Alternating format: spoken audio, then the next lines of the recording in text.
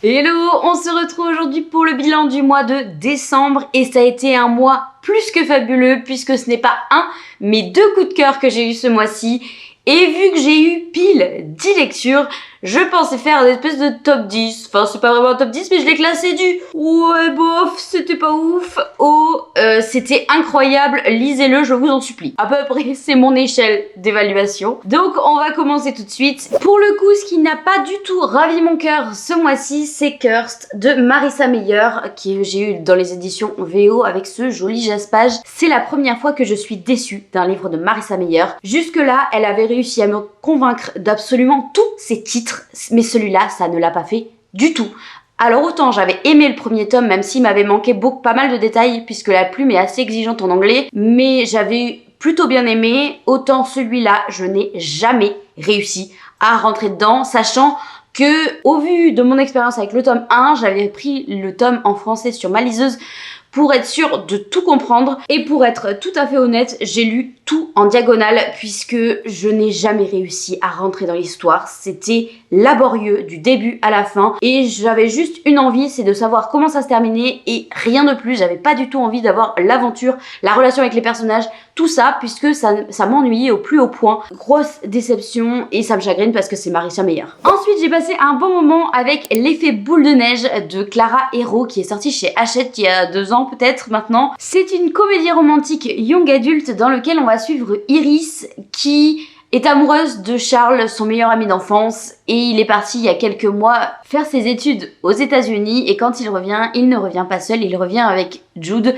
sa nouvelle copine, et donc elle va décider de créer un faux couple avec le grand frère de Charles, Alex, et je vous laisse imaginer la suite. C'était mon envie de me lire des romances de Noël, donc celui-ci c'est le premier, et j'ai tout de suite enchaîné avec Les étoiles brillent plus fort en hiver de Sophie Jomain, dans lequel on va suivre Agathe Morano qui est chargée de la décoration dans un grand magasin et il y a un événement énorme qui arrive dans ce magasin-là et un nouveau patron est mis à la charge de cette entreprise, Alexandre Hartmann, et de là va découler une petite relation, je vous laisse imaginer. Pour le coup, celui-ci est adulte alors que L'effet boule de neige est young adulte. J'ai passé un chouette moment avec les deux tomes, c'est une romance de Noël, ça m'a ému. Celui-ci, je l'ai lu en une soirée, je n'ai pas pu poser le livre. Je voulais vraiment savoir ce qui allait se passer entre Agathe et Alexandre, même si on savait tous comment ça allait se terminer. J'ai beaucoup aimé les rebondissements. Malheureusement, il y a le caractère de Alexandre avec lequel ça n'a pas du tout accroché. Je l'ai trouvé colérique, extrêmement immature et ne se remettant jamais en question. Ça m'a beaucoup chagriné. Il y a eu certains passages où je trouvais ça carrément dans l'abus, mais dans le fond, c'était une romance de Noël, j'en attendais pas plus que ça, donc j'ai passé un très chouette moment. En 7ème position, j'ai mis All of Us Villains, le tournoi d'Ivernat dans le livre de poche jeunesse qui a été publié en grand format chez Milan. Donc, pour rappel, on va suivre le tournoi magique d'Ivernat, comme le nom l'indique, dans lequel il y a 7 familles maudites qui doivent participer, donc il doit y avoir un membre de la famille qui doit participer à ce tournoi. Et donc on va suivre différents points de vue des personnages, 4 en majorité. J'ai beaucoup aimé le système de magie, les réflexions qu'il pouvait y avoir, les dénouements, les actions, etc. Par contre, aucun attachement au personnage, comme je l'ai dit. S'il pouvait mourir, je n'en avais rien à faire, rien à carrer, comme on dit. J'étais pas plus impliquée que ça dans le dénouement de ces choses-là. Donc c'était un chouette moment, je lirai le second et dernier tome, mais c'est pas le coup de cœur auquel certains ont eu le droit, moi pas du tout. Le dernier livre de mon année, ce fut Fille du destin de Kika Atsupulo, publié chez La Martinière Fiction.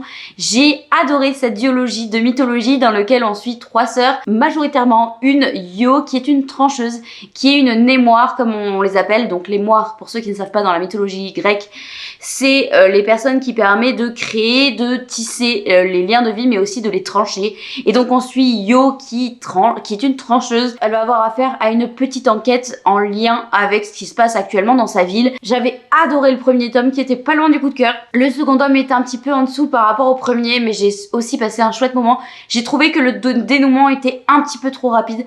Je pense que c'est le genre de saga qui aurait mérité un 3e tome pour qu'on comprenne mieux les enjeux entre certains personnages, entre les systèmes de magie.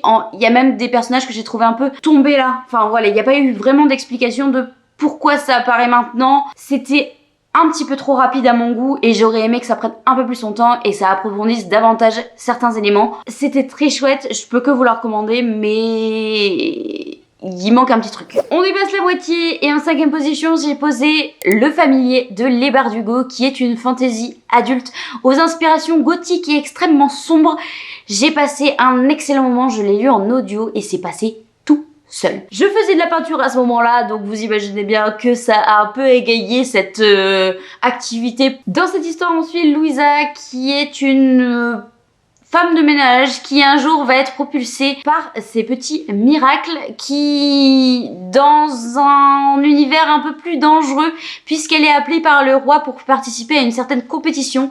J'ai vraiment adoré. J'ai adoré l'ambiance de ce livre, vraiment, c'était exécuté à la perfection. Il y a eu des retournements dans tous les sens, mais c'était quand même une histoire qui a pris son temps, pour lequel on a approfondi chaque personnage, que j'ai trouvé plutôt bien fait et plutôt bien amené. Le système de magie était un petit peu différent de ce qu'on avait l'habitude, mais surtout les enjeux étaient grandement différents, puisqu'on se trouve à Madrid au 19e siècle, je crois, et forcément l'ambiance historique de ce livre rajoute franchement un plus à cette histoire qui m'a complètement comblée. La seule chose que j'ai à lui reprocher, c'est peut-être quelques longueurs à certains moments. Je vous disais que c'était un récit qui prenait son temps et malheureusement à certains moments c'était peut-être un petit peu trop pour moi, mais j'ai vu que d'excellents avis sur cette histoire, donc je ne peux que vous la recommander. Et on va pas se mentir, l'objet livre est quand même plutôt joli. En 4e position, j'ai mis Ces plaisirs violents de Chloé Gong, qui a été une excellente lecture.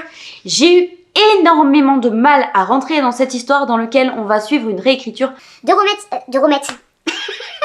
Roméo et Juliette à la sauce plutôt chinoise, puisqu'on se trouve à Shanghai au XXe siècle et on va suivre deux familles complètement différentes puisque ce sont des gangs et ils s'affrontent un peu les territoires de leur ville pour ne pas perdre du terrain par exemple. Nous, les deux personnages qu'on va suivre, c'est donc Roma et Juliette, qui sont chacun un membre de cette gang et ils vont petit à petit devoir faire équipe pour résoudre un grand mystère qui est en train de se mettre en place puisqu'il y a une maladie qui se propage dans les rues de Shanghai. J'ai vraiment eu du mal à rentrer dans l'histoire comme je vous l'ai dit puisque la plume est bien plus exigeante que ce dont j'ai l'habitude et ça m'a un peu déroutée au début puisque c'est aussi adapté à un langage de XXe siècle qui est donc un peu plus poussé.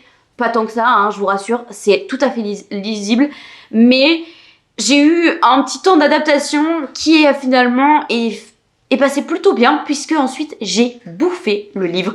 J'étais hyper fatiguée au moment où j'ai lu ce livre et pourtant j'avais envie d'y retourner à chaque moment. Hyper dur de lâcher le livre le soir avant d'aller dormir parce que vraiment j'étais prise dans l'histoire, je voulais savoir comment ça allait se terminer, quelle était la résolution de cette grosse maladie. Il y avait une part de paranormal où ils savaient plus si c'était réel ou si ça l'était pas. C'est pas une fantaisie comme on pourrait l'entendre, on pourrait même pas le placer comme une fantastique. C'est juste un côté historique et des petits éléments qui sortent du commun, on va dire. Ou un petit côté science-fiction, je ne sais pas trop. Enfin bref. J'ai passé un très bon moment, j'ai très hâte de lire le second tome. Et on arrive sur le podium de ce mois-ci, on arrive à Assistant to the Villain de Anna Nicole Maurer qui est publié chez Calix. J'ai adoré cette histoire. On va suivre Evie qui a besoin d'un boulot pour subvenir aux besoins de sa famille, de son père et de sa sœur. Elle va donc, par le plus grand des hasards, être embauchée par le vilain qui sévit autour de chez elle et elle va devenir sa secrétaire concrètement. J'ai adoré ce livre qui était complètement décalé, très léger et pourtant il y a un vrai enjeu à l'intérieur. On découvre des personnages en couleur qui ont chacun leur petite problématique qui est liée au quotidien. Je sais pas, j'ai passé un très chouette moment avec ces personnages qui m'ont apporté du réconfort et qui m'ont fait beaucoup, mais beaucoup rire et j'ai très hâte d'avoir la suite qui est déjà parue en anglais. Normalement, il devrait paraître en 2025 chez Calix. Le second tome, j'ai très hâte puisque j'ai adoré ce premier tome. Et on arrive aux deux derniers et les deux, ce sont ces coups de cœur. Le premier dont je vais vous parler, c'est Tonight I Burn de Catherine Adams, je crois, chez Brajlon, que j'ai écouté en audio. C'était une histoire incroyable, des vraies sorcières.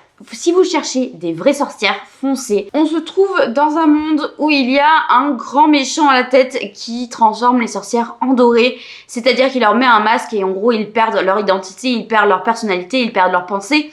Ils deviennent plus ou moins dépendants ce grand méchant. Et nous, on va suivre plus particulièrement Penny, qui est une sorcière de l'épine qui lui permet de traverser le voile pour aller dans le monde des morts. Et un jour, sa sœur va disparaître dans le voile. Elle va tout faire pour la sauver. L'histoire part de là, mais clairement, c'est qu'une toute petite portion de tout ce qui va se passer dans le livre entier. C'était incroyable, il y avait des tensions dans tous les sens, tu ne savais jamais à qui te fier, tu ne savais jamais si quelqu'un était plutôt du côté des méchants ou plutôt du côté des gentils. Il n'y avait pas ce côté manichéen, tout le monde a une part de sombre à l'intérieur, était obligé de faire des choix pour survivre. Vraiment, c'est un livre où j'ai adoré les personnages, j'ai adoré l'univers, j'ai adoré la magie, j'ai adoré les enjeux, j'ai adoré les relations, j'ai vraiment tout aimé dedans. Pour le coup, il y a eu plein de moments surprenants où tu as peur pour tes personnages. Vraiment, tu ne sais pas si tu peux te fier, si tu peux l'avoir encore à la fin du récit, tellement il leur arrive merde sur merde. C'est incroyable et tu perds un nombre de personnages dans ce livre-là qui est assez impressionnant, mais il y a ça crée vraiment une tension, un enjeu qui te permet d'être toujours poussé à la suite de cette lecture. Vraiment, j'ai passé un excellent moment et j'ai très hâte d'avoir le second tome pour le coup. J'espère que ça sortira très vite. Et on en arrive à ma meilleure lecture de ce mois-ci, qui est également un coup de cœur, et c'est Une braise sous la cendre de Sabaa Tahir. J'ai publié chez Big Bang, c'est donc la réédition qui est en train de se faire dans les éditions Big Bang. J'adore ce livre. Je ne l'avais pas lu au moment où c'était sorti chez Peggy, et donc c'est complètement une découverte pour moi. J'ai adoré, mais vraiment j'ai adoré. Tu es baladé d'un côté à l'autre, tu es pris dans des enjeux qui sont plus grands que toi. C'est une dinguerie. On est donc dans un livre aux inspirations romantiques et on va suivre plus particulièrement deux personnages.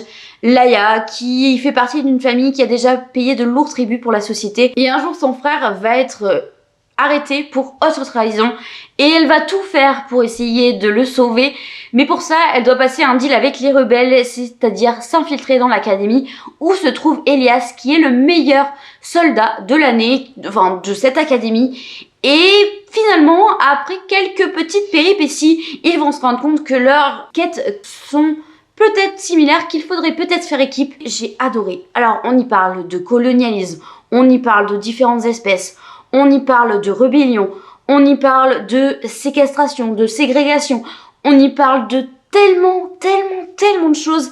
J'ai vraiment adoré les personnages, de la plus méchante à la plus gentille, avec des personnages gris, avec des personnages torturés, avec des personnages pleins de vie, plein d'émotions. Vraiment, c'était incroyable. Tu ne sais pas ce qui va se passer dans la page d'après. Tu ne sais pas si ton personnage va toujours rester en un seul morceau sur la page d'après. Tu ne sais pas s'il va pas vivre le truc le plus dégueulasse de sa vie dans ce livre-là. J'ai tellement aimé. C'est du young adulte, mais je trouve qu'il est extrêmement poussé sur des sujets. Je pense qu'en tant qu'adulte, on peut vraiment s'y retrouver. En dehors de ça, il n'y a pas de scène qui soit plutôt explicite, que ce soit dans la romance ou que ce soit dans la guerre ou dans les massacres. Tout est fait de manière à ce que ça reste du young adulte, mais en tant qu'adulte, tu peux t'imaginer quelque chose de plus sombre, tu peux comprendre les enjeux, tu peux comprendre ce que ça veut dire, les subtilités, et j'ai vraiment adoré. J'ai qu'une hâte, c'est de dévorer le second tome qui vient juste de sortir, il est sorti le 2 janvier. J'ai trop hâte d'aller l'acheter et de me plonger à l'intérieur parce que vraiment, c'était une super chouette lecture et j'ai été ravie de terminer l'année sur 2 coups de cœur qui ont été sensationnels. Et pour le coup, c'est des sagas, donc ça veut dire que je vais avoir une suite et ça, c'est plus que fabuleux. Donc on a fait le tour de toutes mes lectures de décembre. N'hésitez pas à me dire quelle a été votre meilleure lecture du mois de décembre. Je vous souhaite une bonne semaine et surtout, prenez soin de vous.